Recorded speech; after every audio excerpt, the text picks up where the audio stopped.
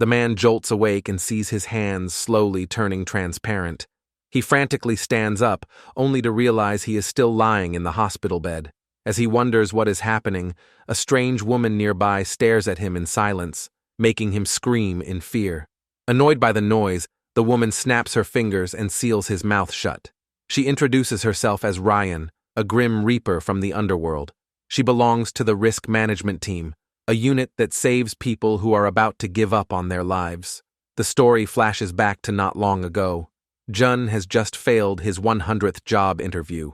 Heartbroken, he wanders across a bridge and prays to the gods for a job. Just then, a homeless man appears, seemingly ready to end his life. Jun rushes to stop him, but suddenly hears a sound from the rooftop across the street. In the blink of an eye, two figures teleport onto the bridge, and Jun is kicked aside. The newcomers are none other than Ryan and her assistant, Lim. She tells the homeless man that death will not end his suffering, only double it. Jun can't stand it and demands to know why she treats a desperate man that way.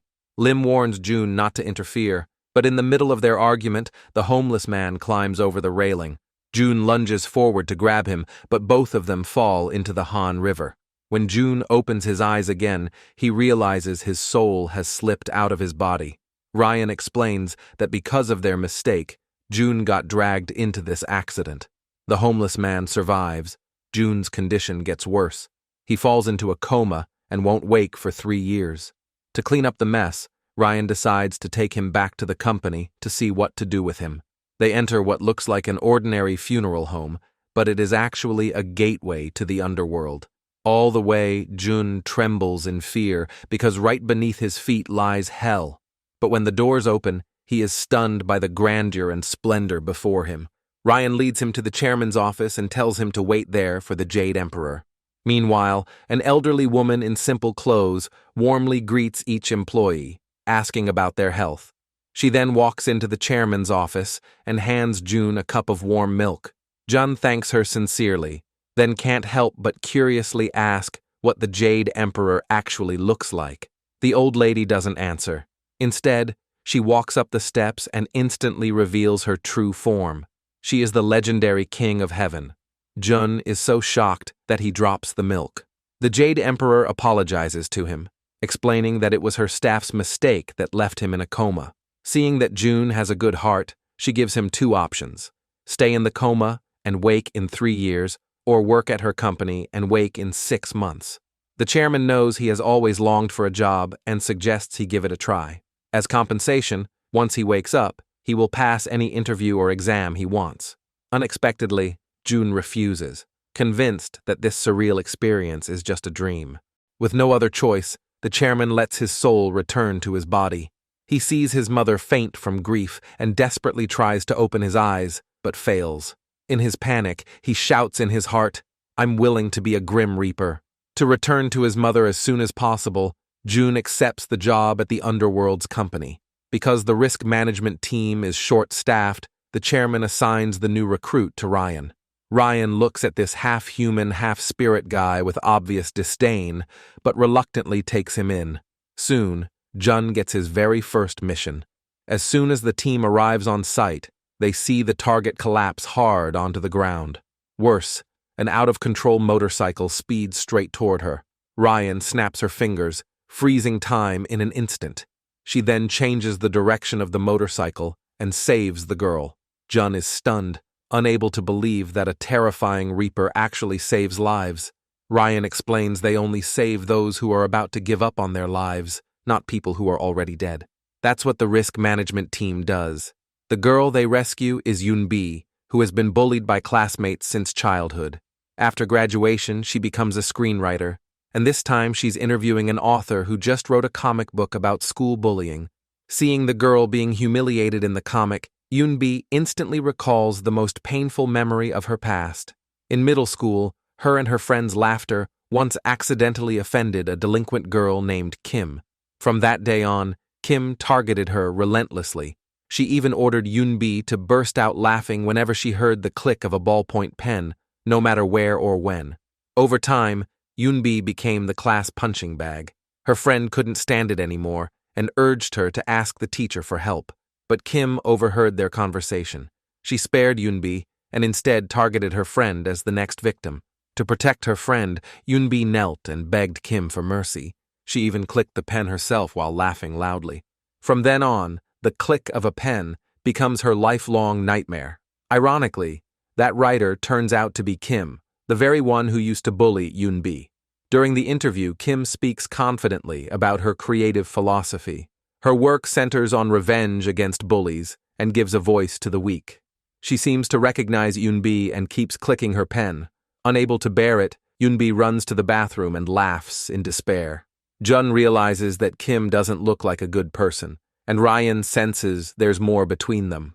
That night, while Yoonbi sleeps, they enter her dream and witness her tragic past. The next day, Yoonbi bumps into Kim in the restroom. This time she gathers her courage and says, "That experience may have been a moment to you, but to me, it's a lifelong trauma." Hearing this, Kim shows no remorse and instead threatens her to behave herself. Back in the interview room, Kim pretends to be friendly and introduces Yoonbi as her old classmate. Then she clicks her pen on purpose, trying to make Yoonbi embarrass herself. Jun, disguised as a staffer, snatches the pen and says the sound bothers him. Afterward, Yoonbi begs the producer not to air the show and exposes Kim's true nature. But instead of sympathy, the producer scolds her for lacking professionalism. He even tells her to reflect on why she's the only one being treated this way. After hanging up, Yoonbi turns and finds Kim standing right behind her.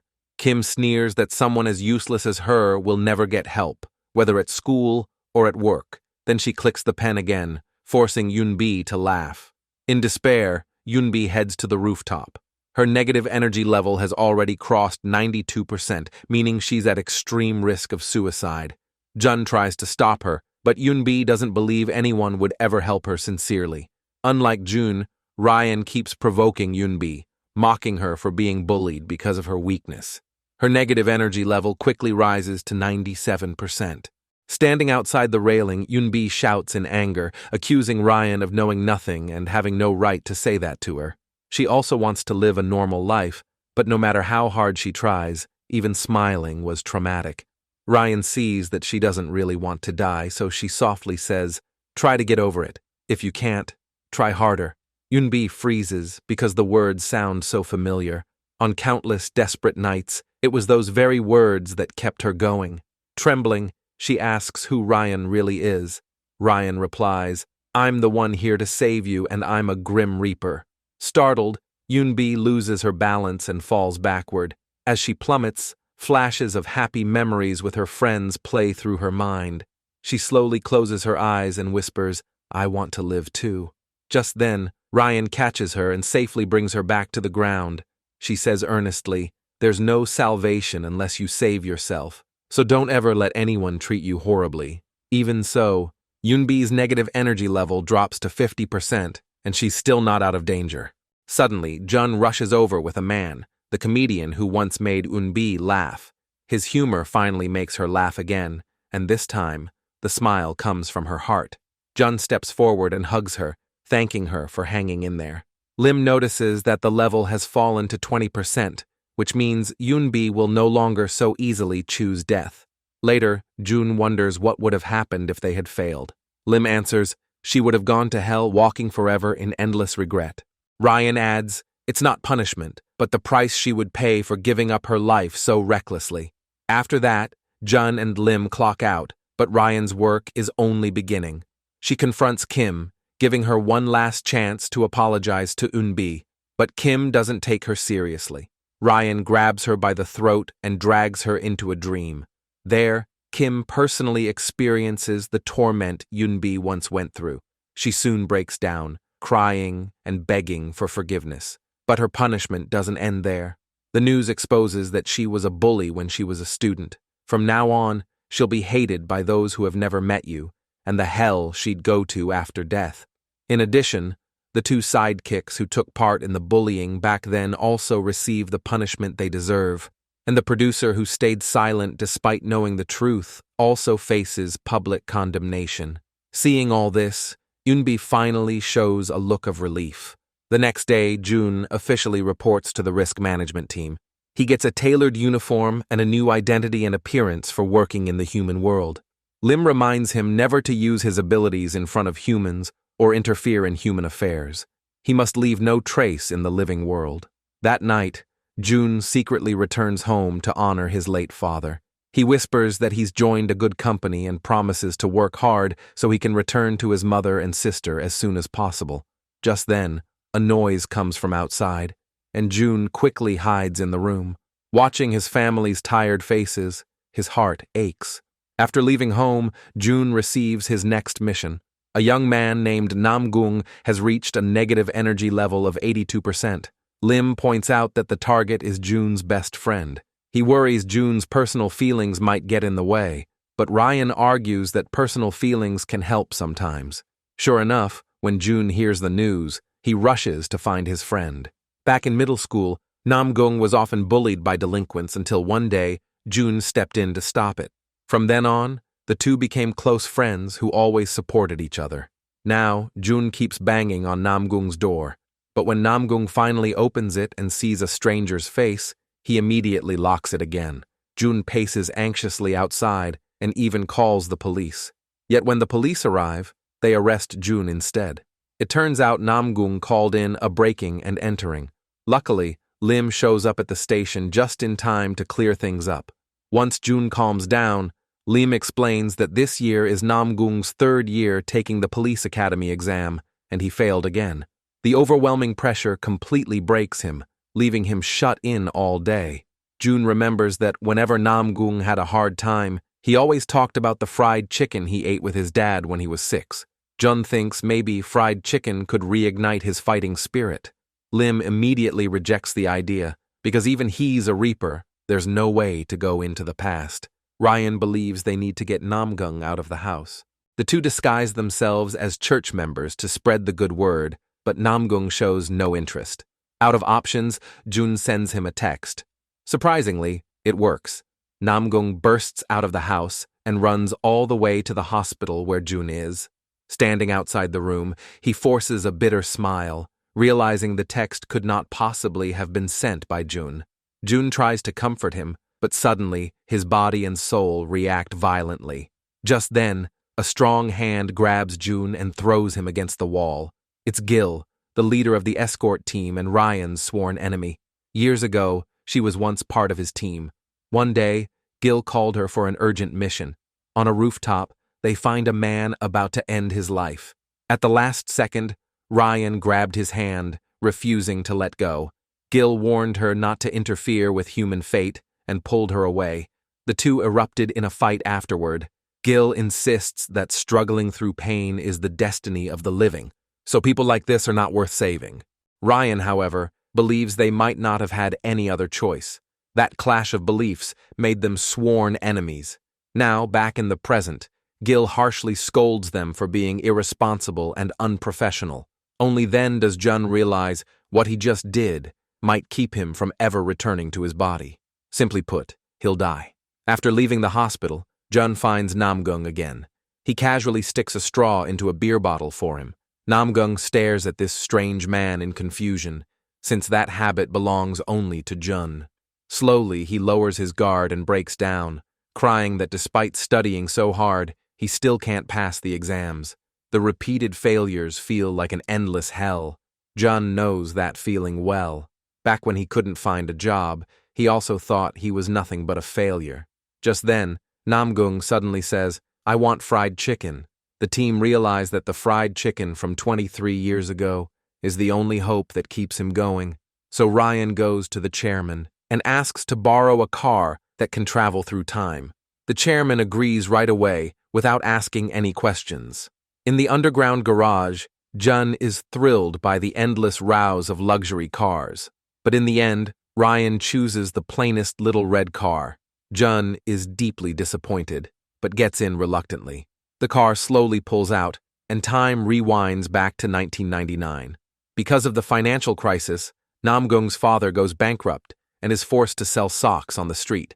But his meager income is nowhere near enough to cover his wife's medical bills and his son's tuition. On Namgung's birthday, he even gets expelled from school for not paying tuition.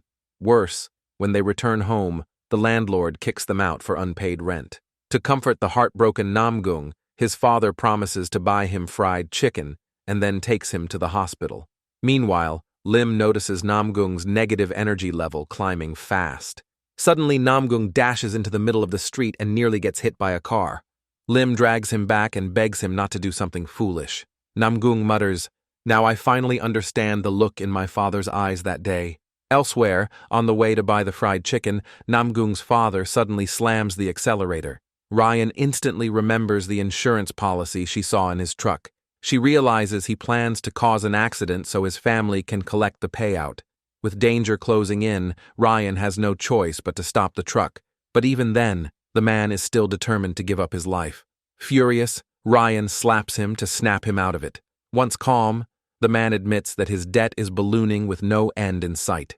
He believes that only with the insurance money can his wife get treatment and his son enjoy fried chicken. Just then, Lim calls to report that Namgung has completely lost control. The top priority now is to get fried chicken because the time tunnel is about to close. Before leaving, Jun grabs the man's hand and urges him to think carefully about what really matters more than insurance money. But by now, it's too late, and every fried chicken shop is closed. Finally, the two spot a strange shop at the end of the road. Ryan realizes the chairman foresaw everything and set up this shop here to solve their problem. Seeing the prepared ingredients, Jun immediately starts cooking while Ryan helps out by his side. When the desperate Namgung steps onto the rooftop, Jun arrives just in time with fried chicken. Namgung takes it, and his mind flashes back to 23 years ago. He remembers waiting at the hospital for hours until his father finally showed up. His father knelt by his wife's bed, repenting and promising to work harder. Soon after, Jun and Ryan walked into the ward dressed in mascot costumes to celebrate little Namgung's birthday. The man looked at the note on the chicken box and told his son meaningfully, "Failure means you should try again." Back on the rooftop, Namgung starts eating the fried chicken filled with memories, while Lim notices his negative energy level steadily dropping. Suddenly, Namgung bursts into tears, complaining that the taste is so bad it makes him cry. Jun, refusing to believe it, takes a bite himself, then spits it right out. After the mission ends, Ryan is punished for using her abilities without permission to interfere in human affairs. For the next week, she is forbidden from using her abilities, and if she does, she might turn to ashes. Jun feels guilty, since it was his idea to travel back in time. He follows Ryan everywhere, hoping she will vent her anger on him instead. Annoyed, Ryan finally sends him off to buy 3 cups of coffee. While waiting for the order, Jun suddenly notices a female ghost inside the cafe. He pretends not to see her, not wanting to cause more trouble for Ryan. Suddenly, the ghost says she is looking for someone who can save people who want to die, and Jun can no longer ignore her. The ghost's name is Na Young, and she died in a car accident just the day before. Seeing her husband devastated, Na Young wanted to comfort him, but couldn't touch his body. Just then, the Reapers appeared to take her away. Na Young begged for more time to say goodbye, but Gil ignores her plea, and his men drag her away. On the way, Na Young witnessed Gil arguing with Ryan and learned about the existence of the risk management team. She seized the chance to escape while the escort team was distracted. Kind-hearted Jun, after hearing her story, brings her to Ryan. Ryan doesn't want to get involved and decides to report the escort team before anyone gets the wrong idea. But just then, a new mission appears, and the target is none other than Na Young's husband, Woo Jin. Unable to accept his wife's death, Woo Jin swallows a dangerous amount of sleeping pills. As Ryan hesitates about whether to take Na Young along, the escort team approaches. Na Young panics and runs, with Jun chasing right after her. Ryan admits that Na Young is connected to their case, which means they can't just hand her over. Gil slams Ryan against the wall, warning her not to get in the way. Meanwhile, Na Young returns home only to find the place in complete chaos. She begs the risk management team to help her and claims she knows how to save her husband. In truth, Woo Jin once saved her life. Na Young loved ballet since childhood, but after an accident, she could never dance again. She fell into despair, wishing for death rather than living that way. Then, one rainy day, she met Woo Jin. He told her the rain would soon pass, so she didn't suffer it all by herself. Those simple words lit up her darkest moment. From that day, she couldn't help but notice him. Although Woojin was reserved and distant, he was eventually won over by Na Young's warmth. Soon, they fell in love and became the light in each other's lives. Later, Ryan disguises herself as a psychiatrist and approaches Woojin. She takes the sleeping pills from his pocket and urges him to keep living. But Woojin suddenly breaks down, insisting he doesn't deserve to live because he is the one who killed his wife. To uncover the truth, rushes to meet her team, only to find the escort team arriving right after. Since Ryan can't use her abilities, Lim steps in to hold them off. While fleeing, Na Young reveals Woojin's painful past. His mother died the day he was born, and his father blamed him as the cause of her death. Years later, his father, unable to bear the grief, gave up his life, leaving Woojin alone. Fortunately, his kind uncle took him in, and because of that, he spent a period of happiness. But tragedy struck again when his uncle's family died in a car accident, leaving Woojin an orphan once more. Looking at the happy family photo, Woojin he convinced himself it was all his fault. In despair, he picked up a knife. But just then, a song came on the radio and soothed his broken heart. From that day on, Woojin devoted himself to music. Na Young's parents looked down on Woojin for being an unknown singer and order her to end the relationship. But for love, Na Young runs away from home with her luggage. Woojin, afraid of dragging her down, cruelly drove her away. Yet when he heard the heavy rain outside, he couldn't help but rush out to find her. In the end, they opened their hearts and decided to face everything together. Until one day, a sudden car accident separated the loving couple forever. At the funeral, Na Young's parents blame Woojin, saying he killed their daughter. The successive loss of loved ones convinced Woojin that he is a cursed man. Ryan hurries to the hospital with Na Young, only to find Woojin has vanished. Worse, the escort team blocks their way. While escaping, Na Young breaks away from the group and runs straight into Gil. Lim steps in and fights Gil, buying her time to escape, but he is quickly overpowered. At the critical moment, Ryan appears. She offers to sign the Reaper's guarantee of responsibility in exchange for allowing Na Young to stay in the hospital for 2 hours. The price is that she must agree to any demand from Gil, with no right to refuse and no way to escape. Then the risk management team splits up to search for Woojin. In despair, Woojin climbs over the railing of a staircase. Ryan finds him first and reveals the truth that Na Young had turned the wheel toward her side, saving his life. Woojin breaks down, believing he is unworthy of her sacrifice, and jumps. Thankfully, Ryan grabs him in time. She risks everything to use her abilities, letting him see his wife one last time. Na Young holds his hand tight and tells him none of this is his fault. Since meeting him, she has been happy every day, so she hopes he can live well for her. Her tenderness and smile heal Woojin once more. When Ryan sees his negative energy level drop to a safe range, she finally breathes in relief, then collapses from exhaustion. Later, Na Young thanks Jun and Lim, then peacefully leaves with the escort team, and Woojin keeps singing the song that belongs to him and his wife on the street. Soon the chairman learns that Ryan and Gil had clashed once again. She advises Gil to be more flexible in his work, because there isn't anyone anywhere who chooses death easily. Her words leave Gil conflicted. As he leaves, he runs into Ryan and deliberately reminds her not to forget their agreement. Not long after, the risk management team receives a new mission. This time, the target's negative energy level is at a shocking 99%, so they immediately rush to the scene. There, Jun suddenly spots his sister standing in the road with a truck speeding straight at her. Without hesitation, he shields her, while Ryan and Lim stop the truck.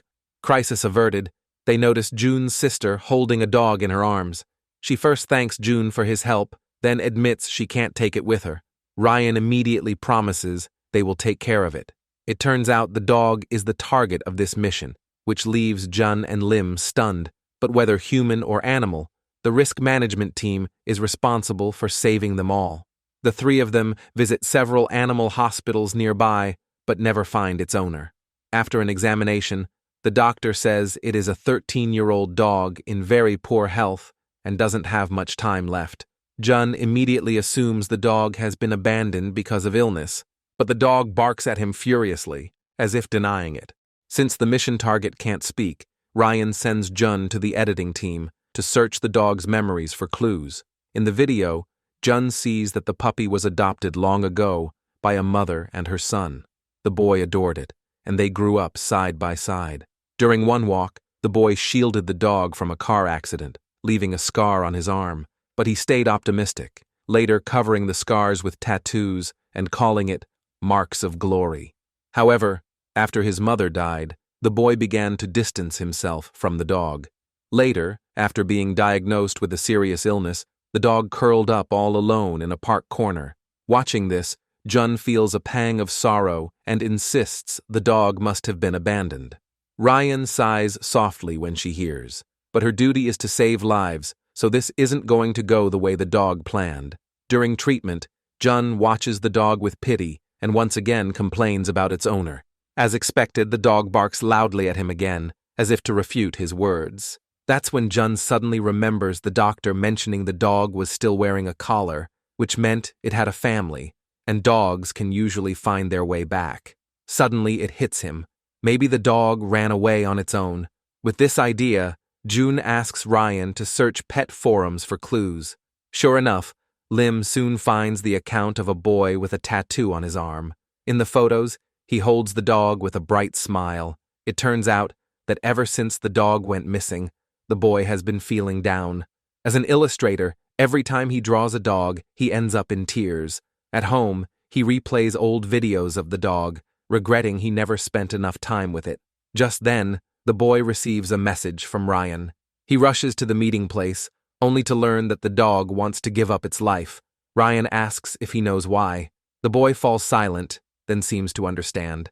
After the diagnosis, he had devoted himself to curing his dog. He even told his family that if the dog died, he couldn't go on living either. The dog understood those words and didn't want to become his burden. It would rather run far away and die alone than see him in pain. The boy begs Ryan to let him see the dog one last time, so the team tries to persuade the dog, telling it that disappearing without a word will only leave the boy with a lifetime of regret and guilt. They hope it to return to him so they can share one final memory together. Moved by their words, the dog agrees. As soon as it walks into the cafe, the boy chokes up and apologizes, regretting that he didn't spend more time caring for it. He admits that ever since it came into his life, every moment has been filled with happiness, so he wants to stay by its side until the very end. Hearing this, the dog finally leaps into his arms. Just then, the reaper assigned to escort the dog's soul appears. Lim quickly stops him and asks him to come back in an hour and a half. In the dog's final moments, the boy carries it to the park, where they always walk.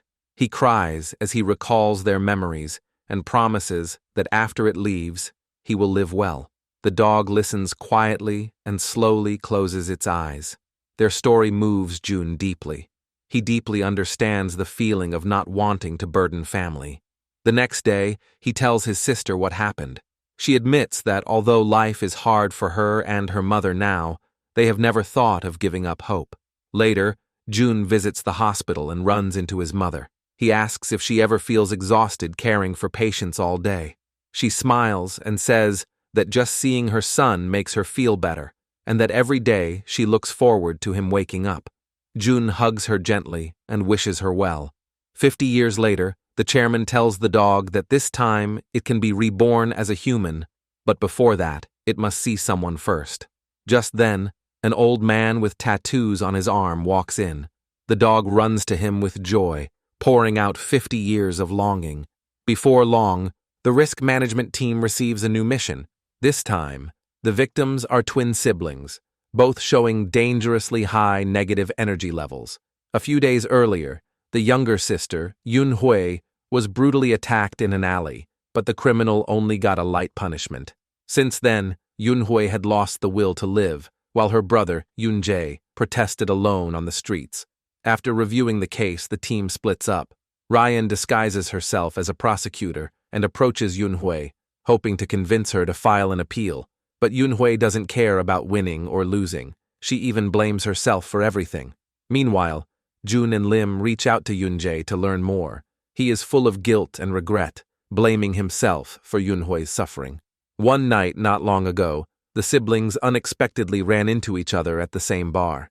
After the gathering, Yoonhoi wanted to go home with her brother because she was afraid to walk alone, but Yoonjae insisted on staying to drink more, pushing her to leave. That very night, the tragedy happened. The next day, Yoonjae came home and didn't find Yoonhoi there. He assumes she was staying with her friend. Only when their father stormed in and slapped him did he realize something terrible happened. At the hospital, seeing Yoonhoi covered in wounds, he demanded to know who did it. But Yoonhoi only begged him to stop their mother from calling the police. She didn't want anyone else to know this. Yoonjae angrily asked her why she didn't just come home earlier. Completely breaking down, Yoonhoi screamed that if he had just walked her home, none of this would have happened. Suddenly, she remembers the attacker's face, sending her into panic again. That night, after hurting her, the criminal took her ID card and threatened her. If she reported him, he would come after her again. Despite her fear, Yoonhoi gathered her courage to file an appeal. But in court, the defense twisted the facts. He claimed Yoonhoi didn't actively resist or make a desperate attempt to run away, and even accused her of agreeing to the defendant's actions. Finally, the judge sentenced the criminal to only 2 years. Because he is a top medical student, he was defended in all sorts of ways and eventually received a reduced sentence, which fills Yoonjae with deep anger. Why does the criminal get to live happily while the victim lies helpless in a hospital bed? So he continues to protest, demanding justice. In the ward, Yoonhoi curls up in a corner, whispering over and over, "It's all my fault." Recently, the case goes viral online, but shockingly, public opinion doesn't side with her. Many blame her for drinking late at night and wearing nice clothes. The cruel comments make her hate herself even more. For her, being alive feels like living in hell. All she wants is release. "This is not your fault," Ryan tells her firmly. "No matter what, the world is on the side of the victim." She promises to visit again and begs Yoonhoi not to give up hope. Those words give Yoonhoi a bit of strength, but the moment she checks her phone, she sees unscrupulous media smearing and attacking Yoonjae. At the same time, Jun notices her negative energy level spike sharply, and the team rushes into action. At home, Yoonhoi smashes all the protest signs in anger. She blames Yoonjae for exposing her pain to the world, saying it only makes her suffer more. Yoonjae, in tears, apologizes and quietly leaves. Left alone, Yoonhoi spots a knife on the table, and dark thoughts resurface. Fortunately, the team arrives just in time. Ryan tries to comfort her with her family's care, but unexpectedly, her family becomes the final straw that breaks her. Her father scolded her for staying out late. Her mother snapped that she only knows how to cry, and even her brother put the blame on her. In that moment, even the last person she could depend on disappeared. Suddenly, the alarm sounds again, and Yoonjae seems to be in danger too. Ryan orders the others to find him right away while she stays behind to take care of things here. She slowly walks up to Yoonhoi, shows the scars on her wrist, and admits she once made the wrong choice too. But only after her death does she realize the regrets hiding behind the pain. Ryan firmly tells her, "No one can or should blame you, even if it's yourself." She promises she will do everything she can to help Yoonhoi. Encouraged by her words, Yoonhoi finally feels a spark of hope. Meanwhile, the criminal watches a video attacking Yoonjae and bursts out laughing. Suddenly, Lim storms into his house. The man tries to call the police, but Lim punches him hard. Moments later, Yoonjae arrives, ready to take revenge for his sister. Lim blocks him, urging him not to get blood on his hands. When Jun arrives, the man is already unconscious and barely breathing. Jun tries to stop Lim, but Yoonjae pushes him out the door.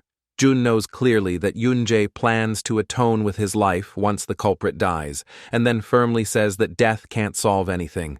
But Yoonjae firmly believes this is the only way for Yoonhoi to live a normal and happy life. Jun urges him to think of how much pain Yoonhoi must have been in all this time, all by herself. What he should do now is stay by her side and beg for her forgiveness. Meanwhile, the criminal can't even stand, yet he still mocks them arrogantly. This enrages Lim again, but Ryan slaps him back to his senses. Before leaving, she delivers a hard kick to the culprit's balls as punishment. The next day, Yunhui files an appeal, and Ryan presents the evidence. In the end, the criminal is sentenced to 10,000 years in prison, meaning he will die behind bars. The audience erupts in applause, and the victims finally get justice. Later, the siblings apologize to each other and reconcile. That night, on the way to the prison, a shadow suddenly flashes across the road. The panicked guards immediately get out to check, while Gil quietly appears on the bus. He stands before the criminal and declares his life will end in minutes. Before he even finishes, flames engulf inside the bus. An evil man like him deserves to be swallowed by hellfire. Lately, Gil is haunted by nightmares, and strangely, Ryan always appears in them. The chairman once said that trauma in a past life can affect the next few reincarnations. Gil is desperate to know what happened to him that caused such pain, but the chairman refuses to reveal anything. Unwilling to accept this, Gil goes to the archives to check his book, but the most crucial part is locked by the chairman. Even Ryan's book is sealed, which convinces him even more that his past life is closely tied to Ryan. Late at night, Ryan drinks alone at a bar and rejects June's comfort. Drunk, she mumbles that she doesn't want tomorrow to come. Sensing something wrong, Jun nervously searches her name on his phone. It shows her negative energy level has reached 100%. He looks at the red string around her wrist, his mind racing. Even though he doesn't know her past, he can feel the torment she carries inside. The next day happens to be Ryan's day off. Worried, Jun turns to Lim for help. Lim explains that a Reaper's day off is actually the anniversary of their death. Most people who choose to become Reapers did not have a happy death, so hardly anyone feels cheerful on this day. But the explanation still doesn't ease June's worries. He goes to the chairman and asks if Ryan's death is connected to Gil.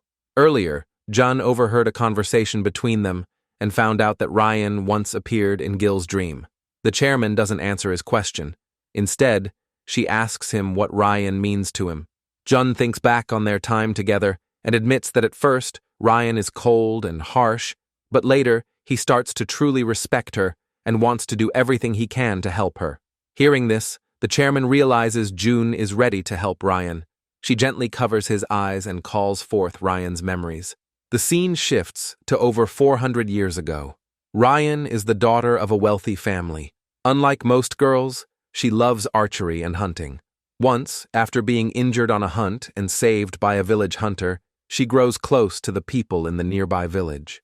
One day, she encounters a young noble hunting in the forest, and that boy is none other than Gil. He is bitten by a venomous snake, but Ryan saves him and brings him to the villagers for care, saving his life. This kindness makes Gil deeply grateful to Ryan. He also lets go of his noble pride and gradually grows close to the villagers. Later, the two of them learn that Joseon's weak defenses allow constant invasions from the barbarians of the north. It all comes from the fact that this country only values civil officials and shows no respect for the military. Back home, Gil secretly vows to become a military officer to defend his nation. Meanwhile, Ryan's father tries to arrange her marriage, but she strongly refuses. She doesn't want to marry a man whose face or name she does not know. Afterward, Ryan goes to her fiancé's house, intending to reject the marriage in person, but when the gate opens, she sees Gil standing there. It turns out the stranger she is supposed to marry is the very man she loves. Soon, they hold a grand wedding. Years pass, and their love only grows stronger. Then one day, urgent news arrives. The barbarians of the north are invading again. Ryan persuades Gil to go to the battlefield without worry and promises to wait for his return at home. This time, however, the battle is fiercer than ever. Worried for Gil's safety, his mother vents her anger on Ryan. She blames Ryan, saying that it was Ryan's instigation that made Gil want to become a military officer. Just then, the invaders break into the house, slaughtering the servants. Ryan quickly takes up her bow and kills the enemies while urging her mother-in-law to hide in the cellar. Outside, innocent villagers mercilessly slaughtered, and the maid Choi nearly loses her life. But Ryan appears just in time to save her. While trying to rescue another girl, however, she is captured. Days later, Gil returns victorious, only to find his homeland in ruins. He rushes home and learns Ryan has been taken. Without hesitation, he mounts his horse to chase after her. Meanwhile, Ryan and the other captive women are forced toward the enemy camp. At night, she notices a poisonous herb growing nearby and recalls hearing a hunter said that its root is highly poisonous.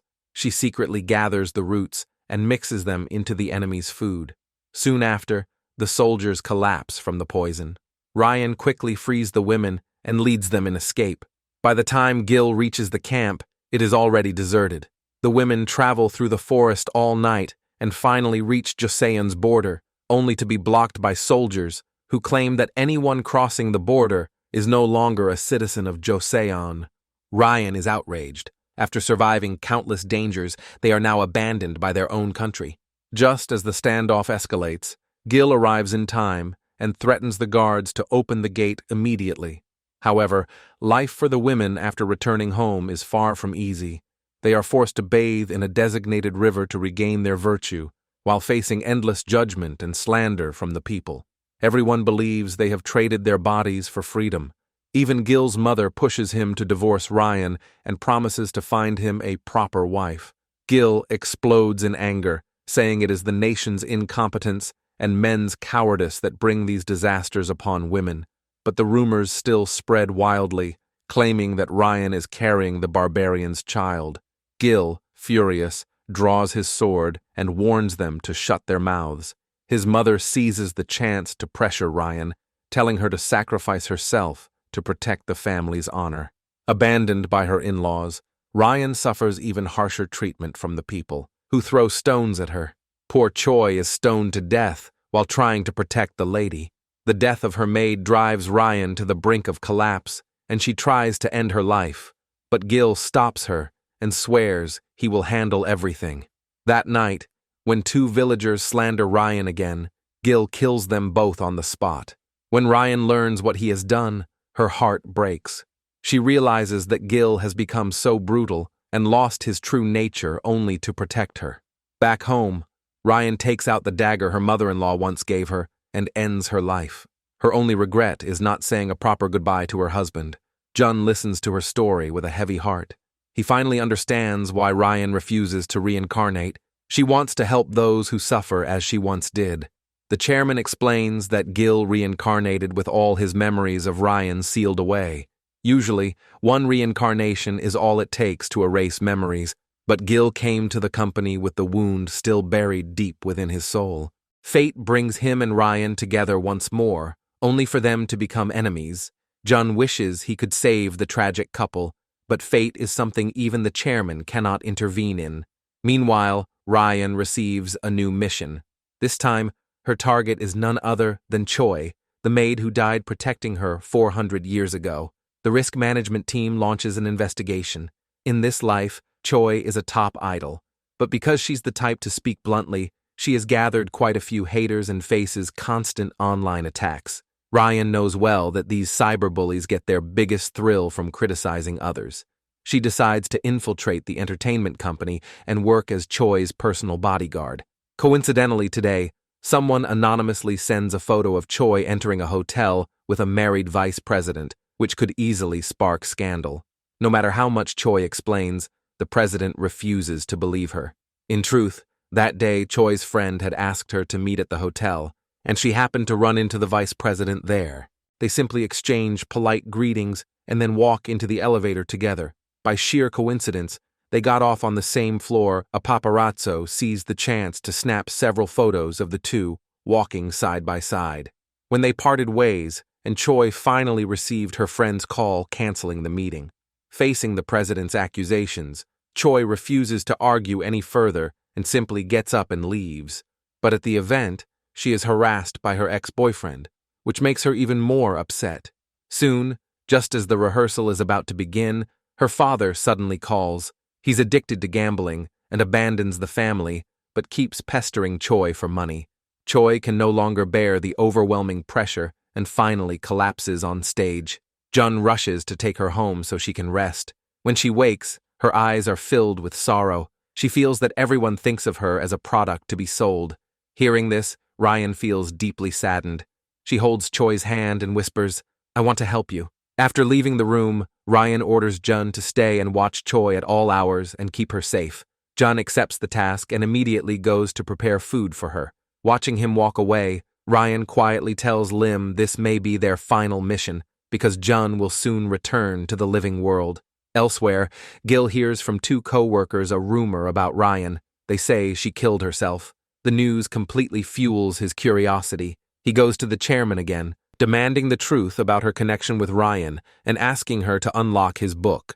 The chairman looks displeased and refuses once more, because she had promised someone that he must never be allowed to see his past life. Gil guesses that the one who made the deal with the chairman must be Ryan, but the chairman calmly reveals that the person was actually Gil himself. 100 years ago, he traded this for becoming a Grim Reaper. Still suspicious, Gil decides to uncover his past life on his own. Meanwhile, after Choi's rehearsal fails, her ex-boyfriend is celebrating with another girl. The girl is the leader of a rookie girl group who was once scolded by Choi for bullying her members. Now, two people who hate Choi decide to team up and destroy her life. Soon, gossip spreads online claiming Choi bullied her juniors. The president immediately calls her, telling her to pause her performance and stay put until this dies down. Choi sinks into despair. She has worked a full year for her new album, only to be forced to stop because of rumors. Just then, Jun notices a red alert flashing on his phone. A crowd of reporters swarm Choi, bombarding her with questions. Jun immediately steps in to shield Choi and gets her into the car, but along the way, the malicious voices echo endlessly in her head. She breaks down and suddenly bolts out of the car. The risk management team splits up to search for her, fearing she might do something drastic. Sure enough, Choi dashes into the busy street. Ryan arrives just in time and freezes time. Just then, Gil suddenly appears. He demands to know what deal she made with the chairman. Ryan doesn't want to argue with him and heads straight for Choi. Unexpectedly, Gil uses the Reaper's guarantee of responsibility she once promised him, forcing her to abandon the rescue. Ryan collapses in agony while Gil cruelly lets time flow again, making her watch Choi's tragedy unfold. Jun rushes to Ryan, holding her tightly, trying to comfort her. Seeing Choi's life hanging by a thread, Ryan completely loses control. She hunts down the girl group leader first, slapping her hard several times. Terrified, the girl drops to her knees, confessing that Choi's ex-boyfriend ordered her to do it. Elsewhere, the ex is celebrating Choi's car accident with an unscrupulous reporter. Ryan storms in and beats them both mercilessly. Next, she targets a cyberbully who posted 140,000 hateful comments online. He argues that he is drowning in debt and caring for his sick mother, and that insulting Choi is his only way to vent. Even so, Ryan beats him up and tattoos all the hateful comments onto his body. Meanwhile, Jun goes to the news company, demanding they publish a statement clearing Choi's name. But in a selfish and greedy society, no one cares about her innocence. Because of this, Ryan completely breaks the rules of the underworld, punishing every single person who slandered Choi. Lim is powerless to stop her and can only watch as she makes a serious mistake. To prevent further chaos, the King of Hell finally sends his men to arrest Ryan and take her back to the underworld for punishment. When Jun and Lim hear the news, they immediately ask the chairman for help. But the chairman is furious too. She trusted Ryan completely, yet Ryan keeps letting her down. She dissolves the risk management team on the spot and transfers Jun and Lim to other departments. Jun refuses to give up and turns to Gil for help. Lim once said that if someone enters a dream, they can see their past life. But Gil says it's all according to the rules, and he regrets ever letting a criminal stay by his side. Jun snaps at him, calling him cold-blooded, saying he has no idea whose fault it really is that Ryan ended up this way. Gil suddenly grabs Jun by the throat and demands an explanation. Jun tells him to look into his own nightmares. Only then will he understand. Gil storms into the editing room, lies down on the couch, and enters his dream. This time, he sees all the memories clearly and realizes that the person he hates the most is actually the wife he once loved. After waking up, the usually cold Gil sheds tears. Not long after, the Hell Reaper Hades finds Ryan and, without giving her a chance to explain, tries to take her away. At the critical moment, Gil appears and urges her to save that girl. Meanwhile, Lim notices Choi's negative energy level skyrocketing. Not long ago, Choi woke up and saw her scarred face, and she completely broke down. With no other choice, Ryan retreats with her team. On the way, she recalls the look in Gil's eyes and senses that he has regained his memories. Jun later confirms it. In a dark alley, Gil single-handedly takes down all the henchmen, but he cannot match Hades. Even covered in wounds, he clings tightly to Hades' ankle, determined not to let the tragedy happen again. Ryan rushes to the hospital room, where Choi stands at the window in despair. In an instant, Ryan flashes outside and holds Choi tightly. She promises to protect her no matter what, and never let the tragedy from 400 years ago happen again. Afterwards, Ryan confesses her mistakes to the chairman, ready to face punishment, but the chairman tells her, Gil has taken the blame for everything. Earlier, after Gil was captured by Hades, the chairman rushed over immediately to rescue him. She hinted for him to deny setting Ryan free, and even brought in other department heads as witnesses. Gil understood and insisted he was just trying to take Ryan himself, so as not to trouble Hades. In the end, Hades was speechless, and could only watch as Gil was taken away and given a minor punishment.